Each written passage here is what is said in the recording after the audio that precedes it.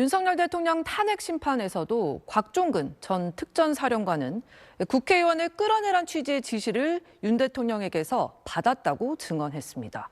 물론 윤 대통령은 줄곧 이를 부인했고 이게 탄핵 심판의 핵심 쟁점이기도 합니다. 그런데 저희가 곽 전 사령관이 윤 대통령 전화를 받은 그 전후의 상황을 지켜본 목격자의 진술을 확인했습니다. 국회의 의결을 방해하란 지시가 있었다는 정황에 힘을 실는 내용입니다. 먼저 한성희 기자의 단독 보도입니다. SBS가 확인한 수사 내용에 따르면 비상계엄이 선포된 지난해 12월 3일 밤 11시쯤 특전사 방첩부대장 김모 대령은 호출을 받고 특전사령부 전투통제실에 도착했습니다.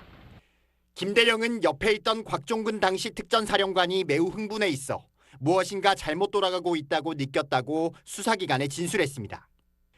이후 국회 봉쇄작전을 한다고 해서 처음에는 계엄 상황과 관련해 테러리스트들이 국회를 공격해 국회의원들을 보호하려고 투입된 걸로 생각했다고 밝혔습니다.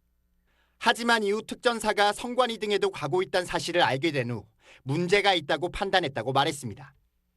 특히 4일 새벽 0시 30분에서 40분 사이에 전화 한 통이 걸려온 이후 상황이 심각해지기 시작했다고 진술했습니다. 곽 전 사령관이 목소리 톤이 완전히 달라지고 아무런 호칭도 없이 경직된 톤으로 들어가겠습니다만 반복했던 겁니다. 김 대령은 곽 전 사령관 바로 옆에 앉아있던 부사관에게 물어보니 코드원인 것 같단 말을 들었다고 진술했습니다. 군과 경호계통에서 코드원은 대통령을 의미합니다. 곽 전 사령관은 이 통화 직후 국회 활동을 저지하기 위해 헌재에서 본인 생각이었다고 밝힌 단전 등의 조치를 거론하기 시작했고 김 대령은 이 시점에 특전사의 임무가 국회의 일을 못하게 하는 회방을 놓는 것인가 생각했다고 진술했습니다.